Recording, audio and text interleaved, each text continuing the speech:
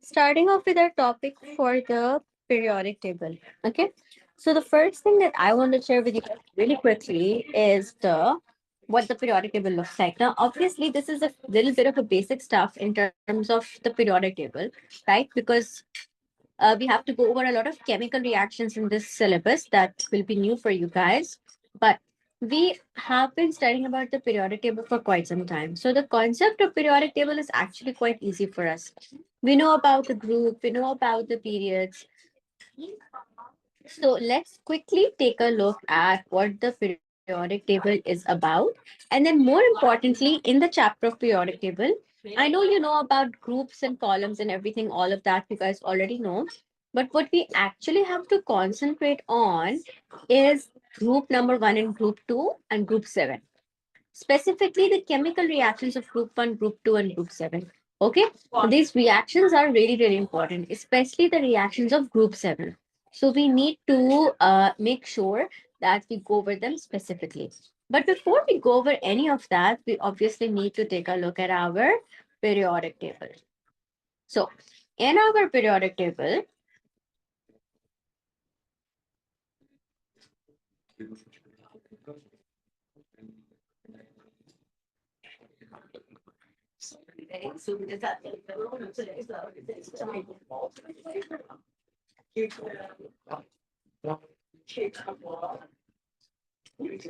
see, so I have shared with you guys the periodic table.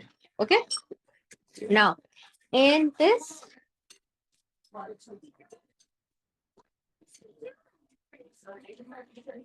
periodic table,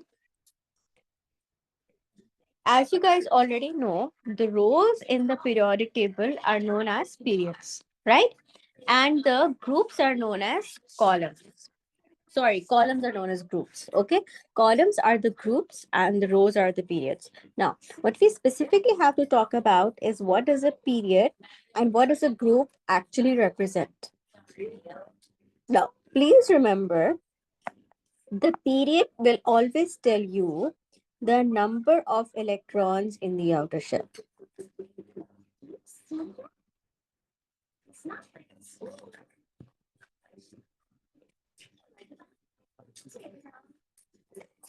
Sorry, one second. Let me.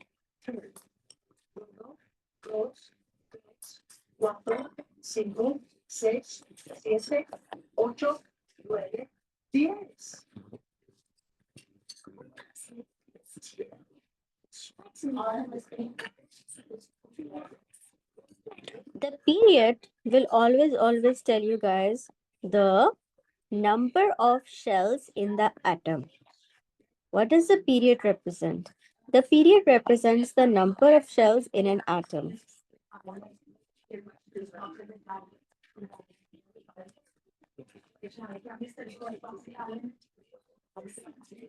Then we have our columns. Our columns are our groups. Our groups are the number of electrons in the outermost shell.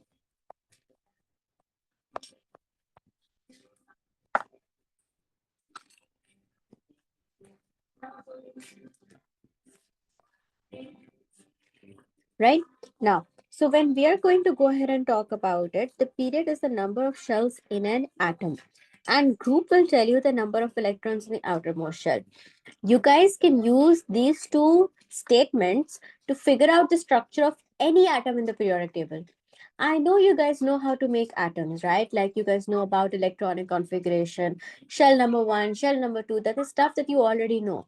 But normally, what students do is that if I say to them, for example, please draw for me the structure of aluminium. Okay. So aluminium has 13 electrons. Okay. So the students are going to count the 13 electrons, then they will distribute it between the shells and then they will draw it. I'm going to tell you guys a much faster way of drawing all your atoms. So first thing that you guys are going to do is you're going to look at the period number. First, look at the period number. Aluminium is in period number 3. So automatically draw 3 shells. 1, 2,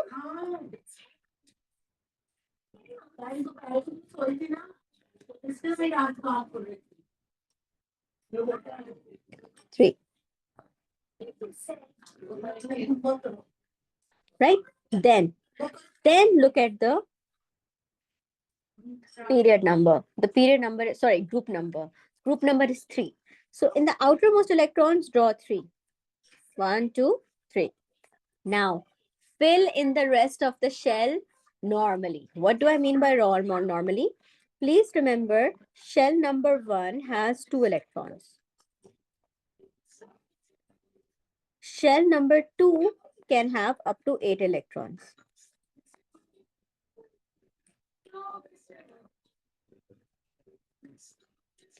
Shell number 3 can also have up to 8. You guys can think of it like 8 electrons. Okay. Technically speaking, shell number 3 can have around 18 electrons. Okay. But for your purposes, for your age, you guys can think of it as 8 electrons. Now, so all you are going to do, see, I am not counting the electrons. I am not counting 13 electrons and then dividing them between the shells. All I will do is that first look at the period number and draw 3 shells. Then look at the period number and draw 3 shells. Then look at the group number. After looking at the group number, you make 3 electrons, okay, in the outermost shell. The rest of the shells, you fill them up. You draw the maximum number. So shell number 2 can have maximum of 2 electrons. Shell number 2 can have maximum of 8 electrons. That's it. You're done. No need to count any electrons. No need to do anything. You guys can just use this tool to make any atom in the periodic table. This will make your covalent bonding, ionic bonding so much easy. Okay, your covalent dot and cross diagrams, your ionic diagrams, they'll become so much easy for you to draw. And you guys can do this for all the metals up till calcium. You will not be asked to draw after calcium. Okay, because after calcium, the transition metals start, and transition metals are tricky. So up till calcium, you guys can take literally any atom that you like. Take sulfur. Okay, sulfur has 6. So first thing that you're going to do is look at the period number. You will say, okay, miss, sulfur is in period number 3. So just draw 3 shells. 1, 2, 3. Then sulfur is in group 6. So in the outermost shell, just draw 6 electrons. 1, 2, 3, 4, 5, 6. Now, just fill up the rest of the shells normally. Shell number 1 can have 2 and shell number 2 can have 8. There you go. You have made the 16 electrons without having to do any counting, right? Without having to count anything, without having to figure out the electronic configuration, you can just draw the atom directly. For example, let's take neon. Neon is 10. Okay. So neon is 10. All you do is look at the period number. Neon is in period number 2. So all you have to do is make 2 shells. Right? Then just look at the period number. Neon is in period number group number 8. Sorry, look at the group number. So just make 8. 1, 2, 3, 4, 5, 6, 7, 8. And shell number 1, the first shell always has 2. See, so no counting needed, nothing needed. All you do is look at the period number first and draw the number of shells. Then take a look at the group number and draw the number in the outermost electron. And then the rest of the shells, you just fill them up normally. Now, for example, we have calcium. Calcium has the number of 20. So if you talk about, for example, calcium, again, are you guys going to sit and count 20 electrons? No. You're going to say, Miss, calcium is in period number 4 and group number 2. So first thing is first, you're going to draw 4 shells. 1, 2, 3, 4. Okay. Now it's in group number 2. So in the outermost shell, just draw 2 electrons. Now rest of the electrons, just rest of the shells, fill them up to the maximum number. 2 in the shell number 1, 8 in shell number 2, and also 8 in shell number 3. Actually, in reality, shell number 3 can have up to 18 electrons, but for your IGCSE, we will study up till 8 electrons. Okay, when you do your A levels, I'll teach you guys in more detail about how the 18 electrons are there. See, so you don't have to count the electrons, don't have to count anything. Just draw the number of shells based on the period number. Then you draw the outermost electrons using the group number and you fill in the rest of the shells. Okay. Then you need to know about the charges. To figure out the charges, the group numbers will really help you out. Okay. Please remember group number 1 is +1. Group number 2 is +2.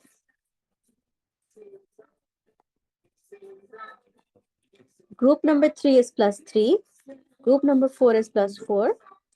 Or it can be -4 actually, depending upon the compound. Group number 5 is -3. Group number 6 is -2. Group number 7 is -1. And group 8 is 0. Okay. So this is how, why I wanted to.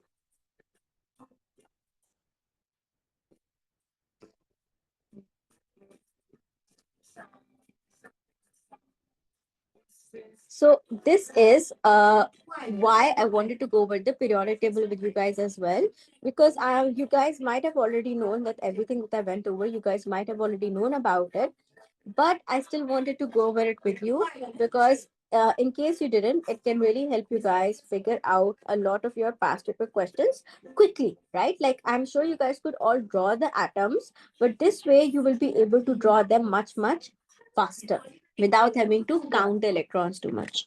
Now, talk about group 1, group 2. Group 1, group 2 are known as alkali metals. Then, over here, we have our transition metals.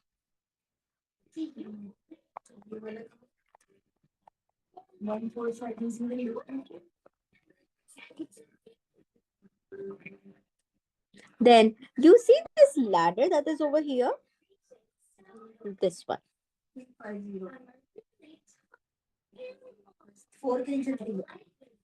So the metals that are marked in purple, okay? The metals that are marked in purple, we call them metalloid. Metalloid are those compounds that have properties of both metals and non-metals. Okay, so they're like somewhere in the middle. They don't behave 100% like a non-metal, but they also don't behave 100% like a metal. They're like somewhere in the middle. Okay, a good example that I can give you guys of this is silicon. Silicon, if you guys remember, it is can conduct electricity. It is a semiconductor.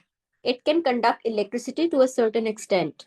That is because it has a non-metal and metal-like behavior. So we call these metals metalloid. Okay. So then we have our, from here onwards in green, we have our non-metals. And the group 8 is obviously our noble gases.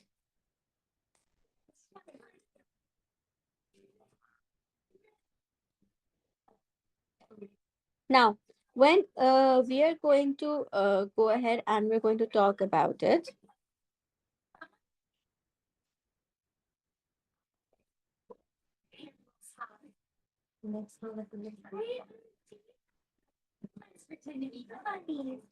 You will also notice one thing very specific of the periodic table. You will notice one thing really specific about the periodic table. And you are going to notice that in the periodic table, all the elements are arranged according to the atomic number.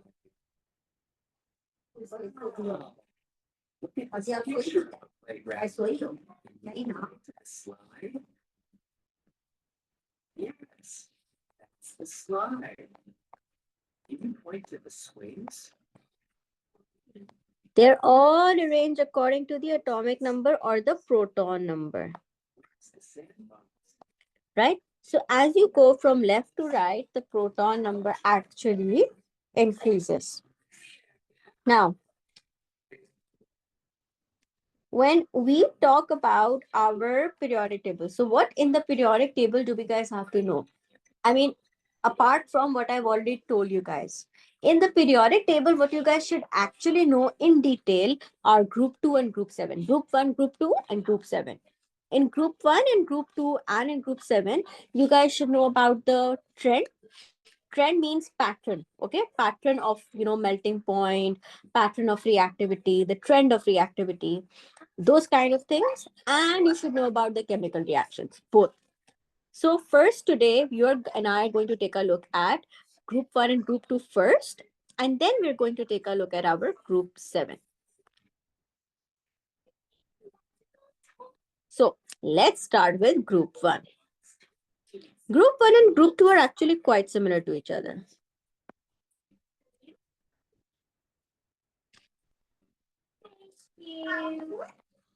Group 1, like I've told you guys, they are known as alkali metals.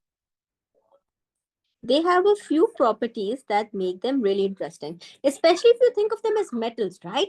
These properties make them really, really interesting. What are these properties? First of all, believe it or not, group 1 metals are soft, right? You expect a metal to be hard, but these are soft metals. In fact, you can cut them with a knife. They're so soft.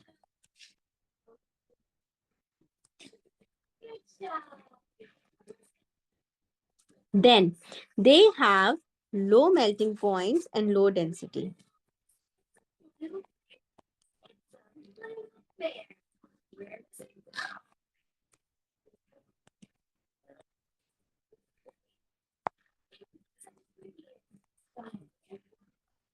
They are also highly reactive,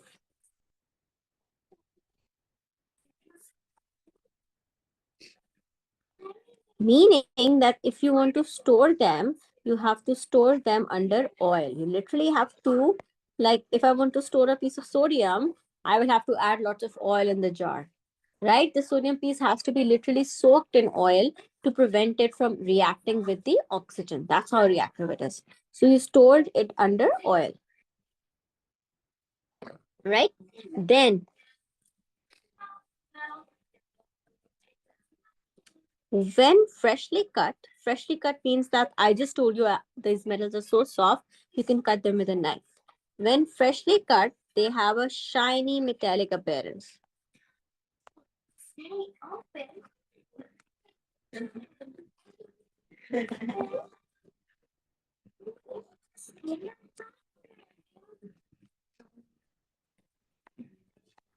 right? But it quickly tarnishes. That shiny appearance doesn't stay. It quickly tarnishes on exposure to air.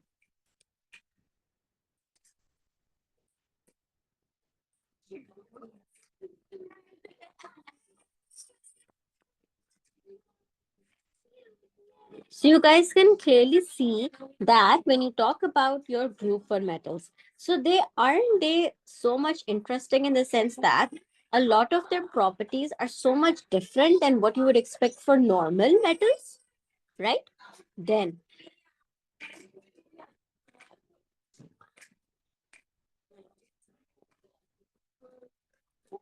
when you talk about the trend, okay? The trend. What is the trend? The trend is what are we observing in terms of pattern. So when we talk about the trend, we are going to talk about a few different trends. We will talk about trends in melting point. Firstly, let's discuss about that. Actually, you know what I'm going to do? I'm going to make a table, and in that table, I'll write down all the trends. So it's easy for you guys. Okay, so over here we have our metal, sodium. Sorry, we actually start from lithium. Lithium, sodium, potassium, rubidium,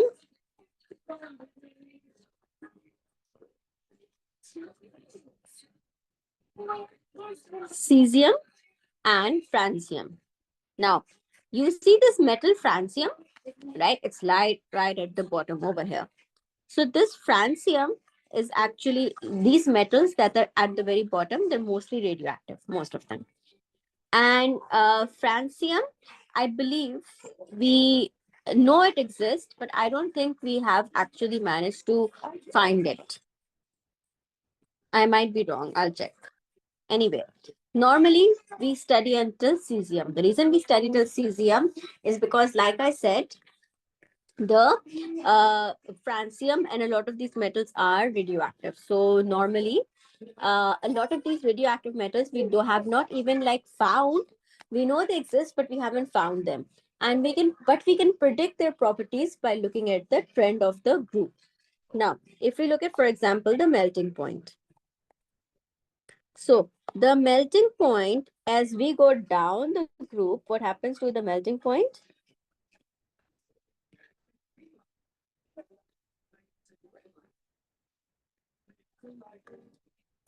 The melting point increases down the group,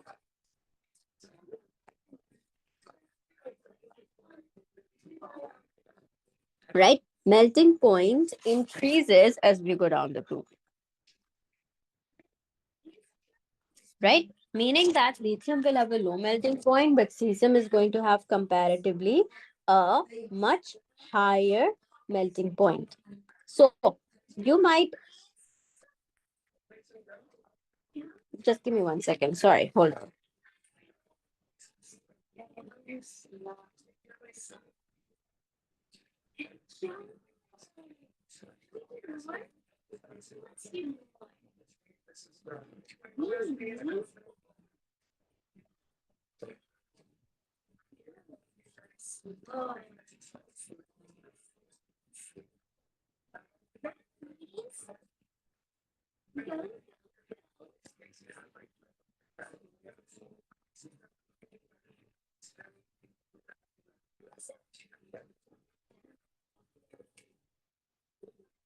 Point to the tree. Yes, that's the tree. I see it. You see it too. Yeah, that looks like a fun. Good job.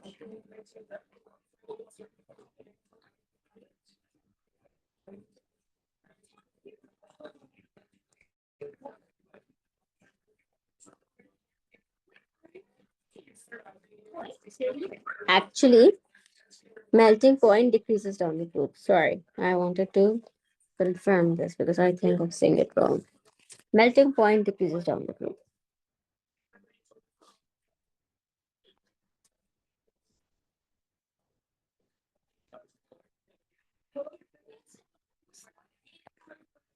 right?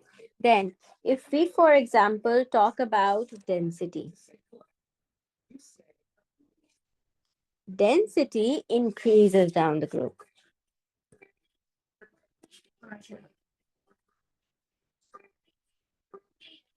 right? Then, let's talk about reactivity. Reactivity also increases down the group.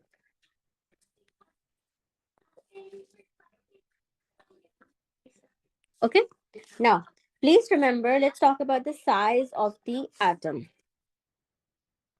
Atomic, or even if we talk about ionic radius. Ionic radius, the size of an ion or the size of an atom increases down the group.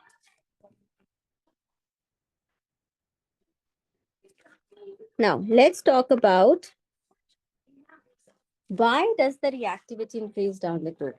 The reason the reactivity increases down the group has to do with the number of shells. Okay, as we go down the group,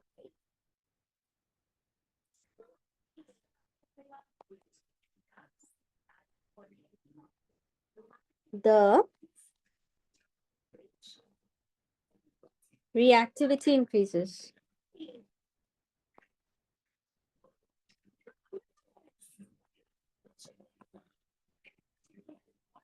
right?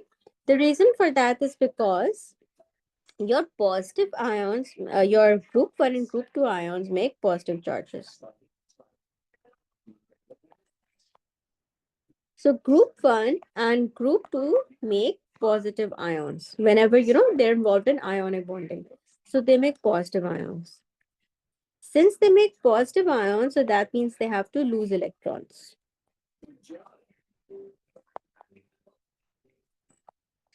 As you go down the group, the number of shells increase. Right? Lithium has 2 shells. Sodium has 3. Potassium has 4. Rubidium has 5. Cesium has 6. Francium has 7. So as you go down the group, the number of shells increase.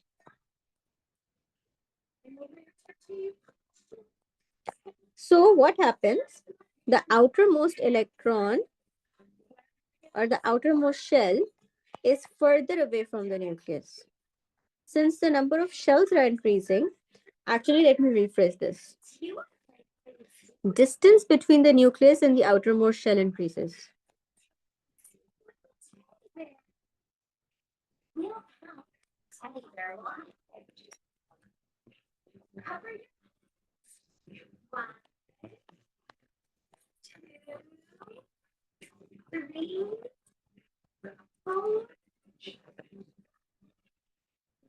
Right? Distance between the nucleus and the outermost shell is going to increase. So what is going to happen? It's going to get easier and easier to lose the electrons. If it's easier to lose the electrons, obviously, it is easier for them to become positive ions, so the reactivity increases. So for example, sodium has 3 shells, right? So you can see the difference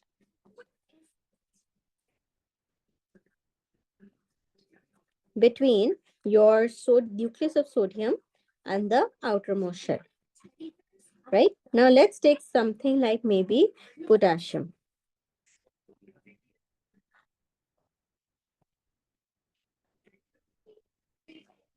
Right? Potassium has the same 1 electron in the outer shell.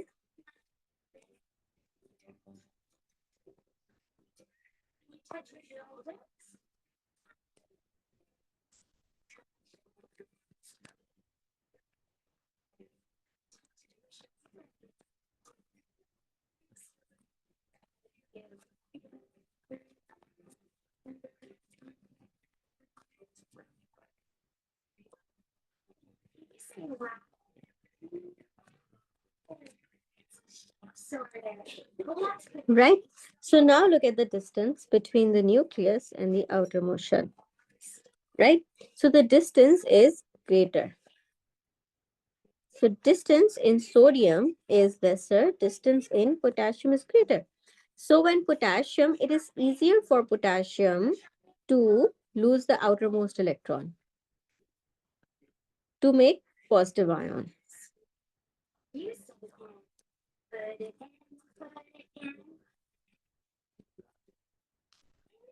Right? It's easy. Why? Because the nuclear force of attraction is weaker.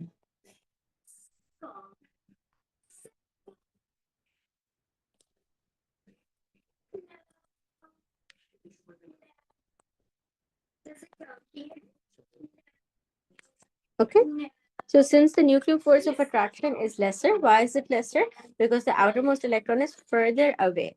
Since the outermost electron is further away, so it is going to be so it is easy for potassium to lose the electron and turn into a positive ion and make an ionic bond compared to sodium. This is why reactivity increases down the group. Similarly, just like reactivity increases down the group, I told you the atomic radius, the size radius of the atom or the size of the atom also increases. Same reason, because as you go down the group, the number of shells increase. So obviously the size of the atom is also going to increase. Now, when we talk about your reactions of your alkali metals, okay, reactions of alkali metal, please keep one thing very specifically in your mind. that I have gone over the reactions of metals with you previously, right? I went over the reactions of metal with you when we did the topic of metals and extraction of metals. I went over all the reactions of metals with you over there. Okay, so if you guys need to make sure you learn all those reactions of the metals. Now, when I did that topic with you, you guys must remember I went over the reactions with water, and I told you what the different observations are going to be. So I'm just going to revise that really quickly.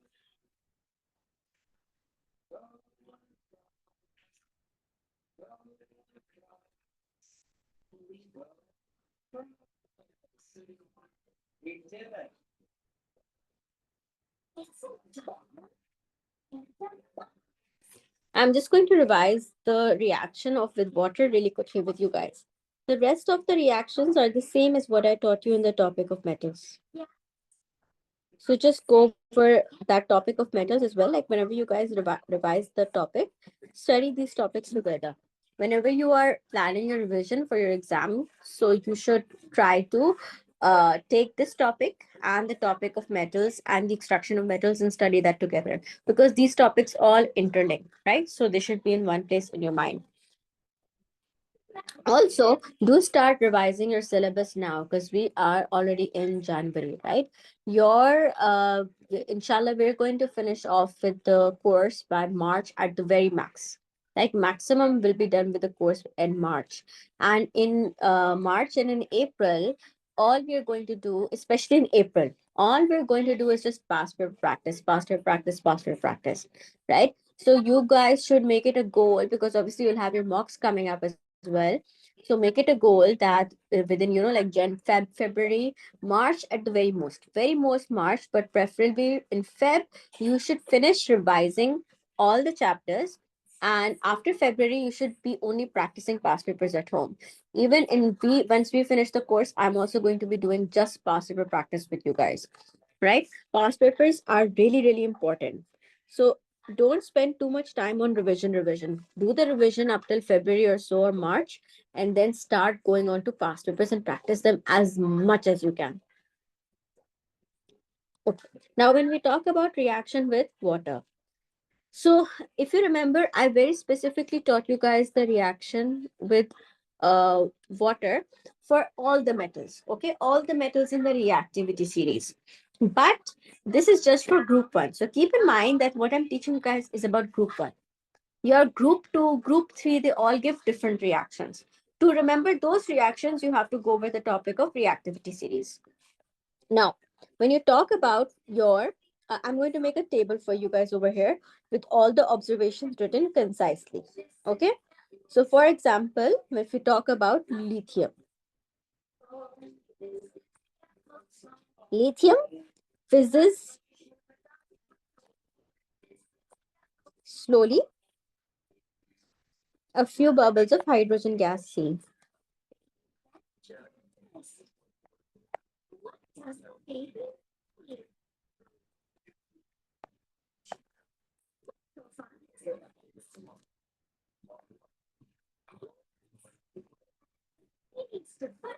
Right.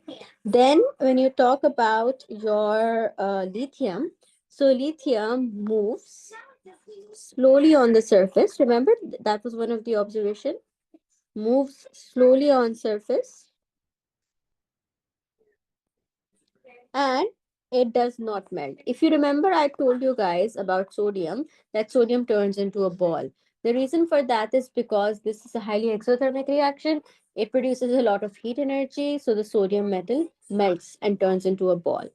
Lithium will not melt. Why? Because lithium is less reactive. And the metal disappears slowly. This is also one of the observations.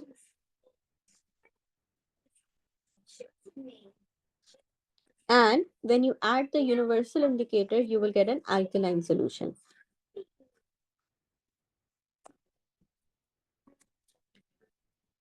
Purple color on purple color will be seen if you add the indicator.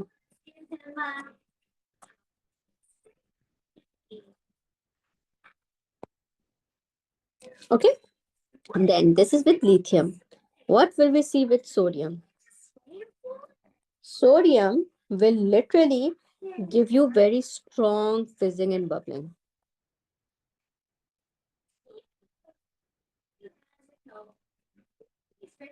right? And you will observe many bubbles of the hydrogen gas.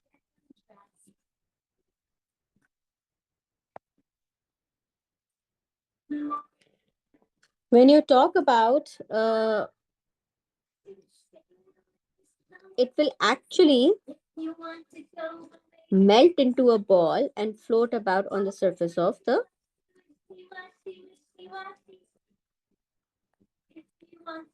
float on the surface of the solution.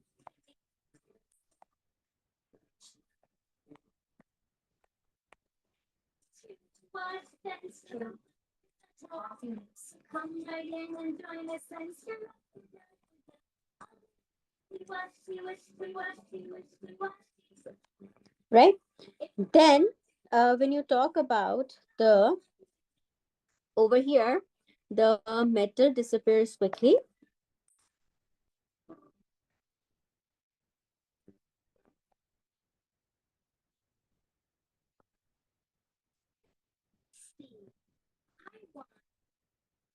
Right? And if you add universal indicator, it will again turn purple.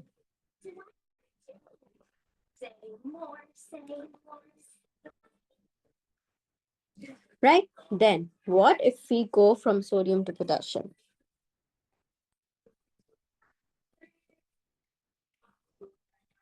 Potassium will fizz violently, not just strongly, violently.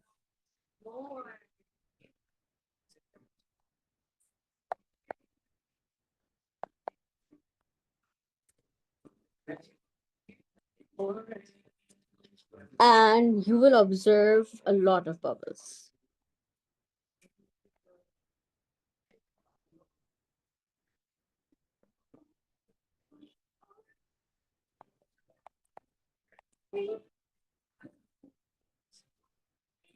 Then, along with that, it is actually going to melt and moves quickly on the surface.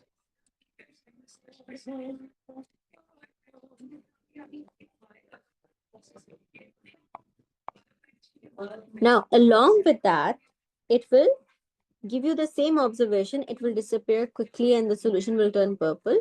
But along with that, one more thing that it's going to do is that it's literally going to catch fire. Sodium does not catch fire, but lithium does.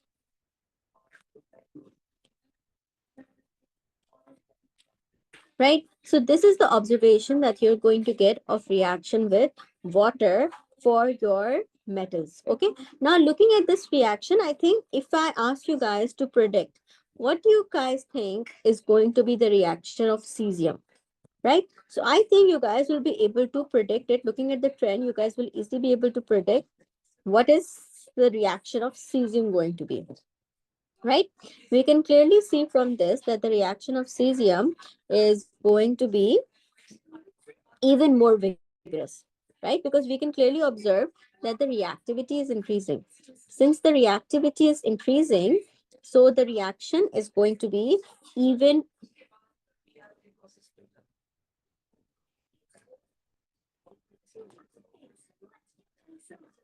the reaction is going to be even more vigorous, right? Then if we talk about the production of hydrogen gas, the production of hydrogen gas is going to be even more. It will also melt, just like the sodium and potassium. It will also melt and it will float faster on the surface of the water. The metal will also disappear, but it will disappear even faster, right? So based on the properties that we have studied in today's class, you guys should be able to predict any like what the trend will be. So if I tell you guys the, for example, the trend in group 1 and I ask you, can you guys please tell me what will francium be like, you guys should have no problem, right? Because we know the trend, we know that reactivity increases down the group. We know that density increases down the group. We know that atomic size increases down the group. We know all these properties. We know the chemical reactions. So it doesn't matter if the examiners ask you about francium, they ask you about cesium. It is in group one. You already know everything there is to know about group one. So you can predict, you can figure out how francium will act by using the knowledge about sodium and potassium. The reason I'm emphasizing is because that is literally how the examiners are going to phrase questions. They're going to ask you, they're going to say that, we have a metal that is in group one, group two. Now, how do you think this, what do you think will be the reactivity? What will be observed with this metal? So you have to remember that they all are similar to each other. You just have to remember the pattern. Using the pattern, you have to predict how that metal is going to act. So this is what we are going to see for our reaction with our water. Now, when you talk about your group 1 metals, so your group 1 metals will react, for example, sodium will react with water to give you sodium hydroxide and hydrogen gas. Please remember, this is only for group 1. If you guys remember the topic of reactivity of metal, so magnesium, which is in group 2, does not react with water. It reacts with what? It reacts with your steam, right? Then below copper, metals don't even react with steam. So you have to remember those things.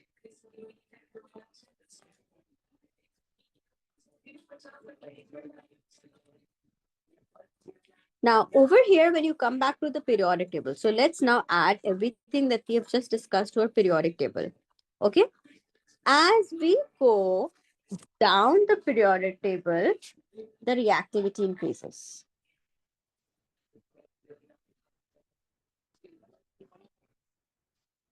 The reactivity increases. Along with the reactivity, what else increases?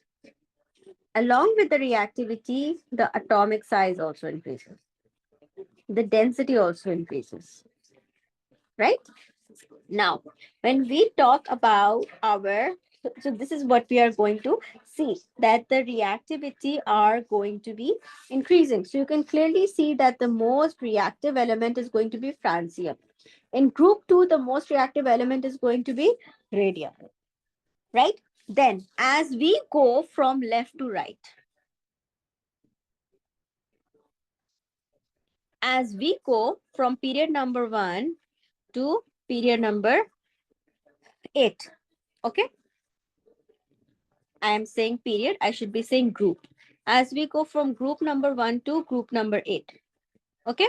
So what are we going to see from group number 1 to group number 8? We are actually going to see that the atomic size decreases. Why is it that group 1 will have a bigger, lithium is going to be bigger, but beryllium is going to be smaller. Boron will be even smaller, right?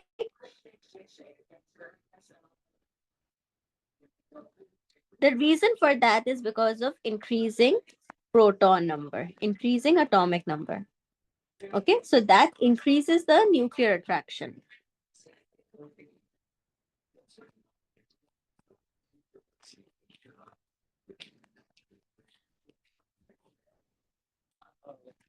Right? So as we go from left to right, the atomic size decreases. Why? Because there's an increase in proton number. As we go down the group, the atomic size increases. So please remember these trends. As you go down the group, the atomic size increases. As you go from left to right, the atomic size decreases. Okay. Now, this was related to our group 1 and group 2. Group 2 and group 1 are similar. So you don't have to study about group 2 in a separate way. But the more important group 1 and group 2 are important, but one group that is even more important, is your group 7. Okay, so when we talk about group 7, what are some of the properties of group 7? Now, there is, before I go in detail about group 7, there's one thing that I want to mention. Please remember that when we talk about reactivity, so group 7 and group 1 are opposite to each other when it comes to reactivity. When it comes to reactivity, in group 1, reactivity increases down the group. In group 7, the reactivity increases up the group. Okay, please remember this. In group 7, reactivity increases as we go up the group. Meaning, what does this mean? That they're both opposite to each other.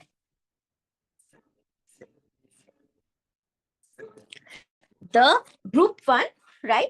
Reactivity increases down the group. That means lithium is less reactive and francium is the most reactive. In group 7, it is the opposite.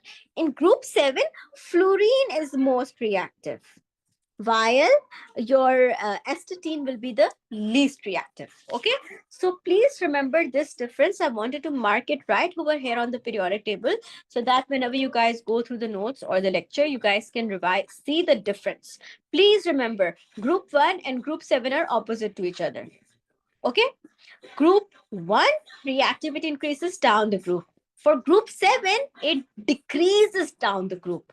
Increases up the group, decreases down the group. Okay, that's a really important difference that I wanted to go over with you guys.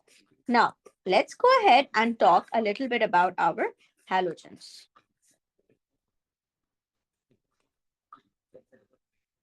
When you talk about group 7, so group 1 is known as the alkali metal, group 1 and group 2. Group 7 is known as the halogens.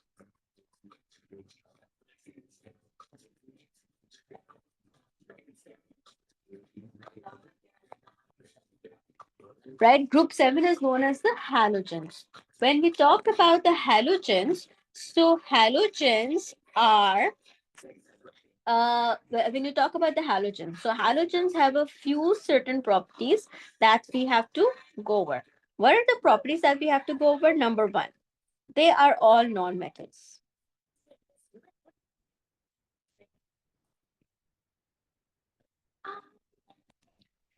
They form diatomic molecules.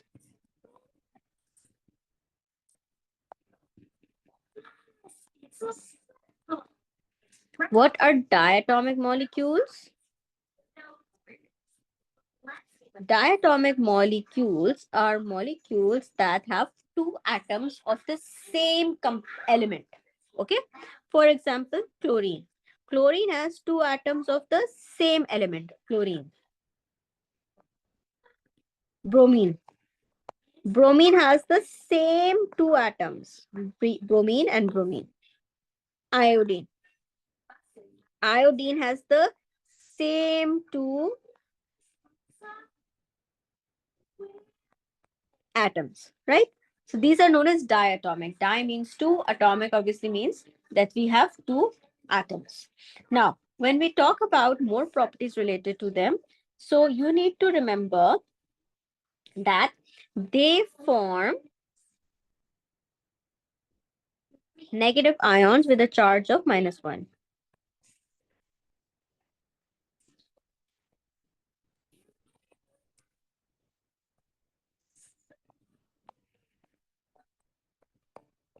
Right? With a charge of -1. So that means you will get chlorine -1, we will get bromine -1, we will get iodine -1. We call these halides.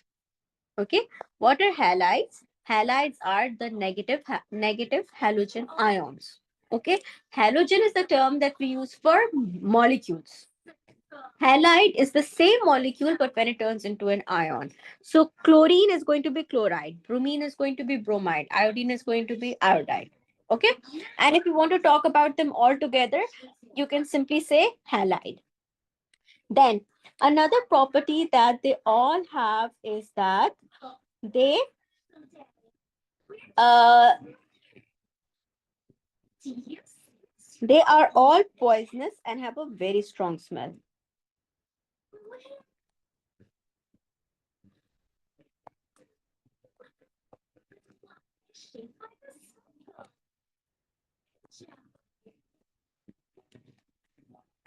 right? So your chlorine is poisonous.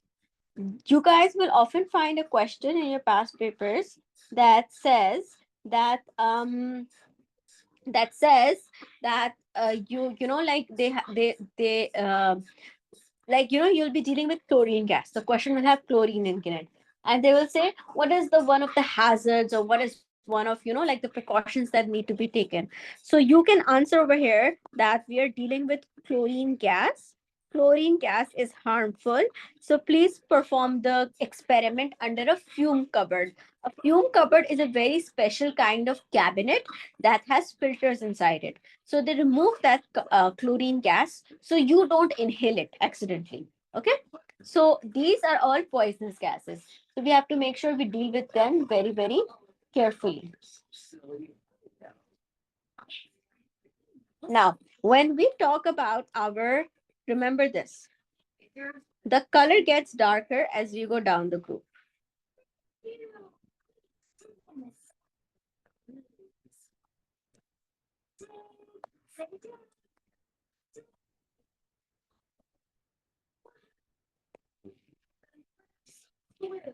Chlorine is pale green in color.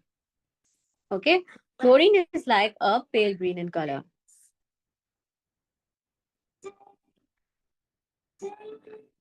Bromine, on the other hand, is a deep red liquid.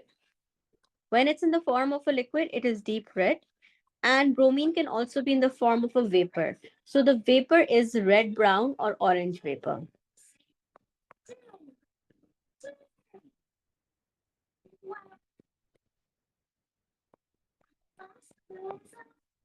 Right? Then coming on to iodine. Iodine is a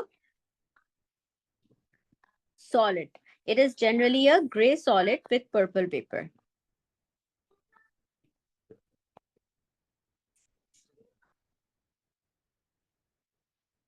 So firstly, we can all see that as we go down the group, the physical state is also changing. The color is also getting darker as we go down the group, and the physical state is also changing as we are going down the group, right? So the state is going from gas, liquid, solid, right? So these are some of the properties that we actually see with your halogens. And then one more thing that we have when we talk about it. So halogens can react with hydrogen to make hydrogen halides.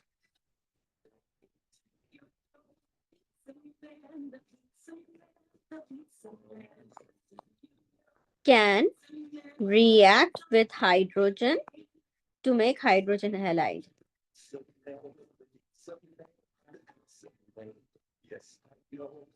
Hydrogen halide meaning that it can react with hydrogen to give you hydrogen chloride. See, that is a hydrogen halide.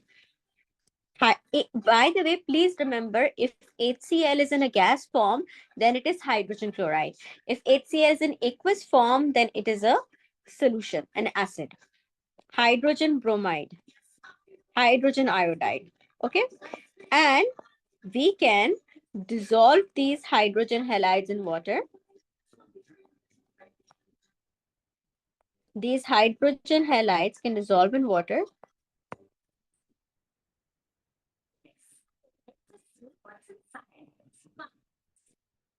to give you an acidic solution.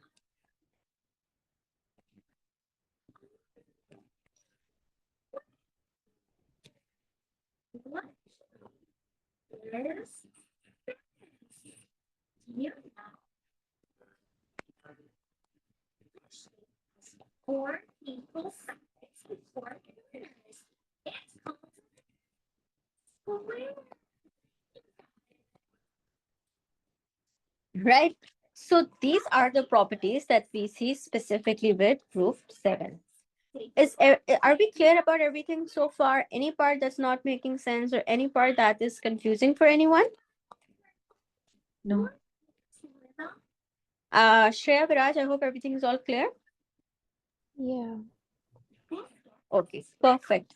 All right, so we're going to go ahead and we're going to stop it over here for today. And now in our next class, I'm going to go over the topic of halogens with you. Okay?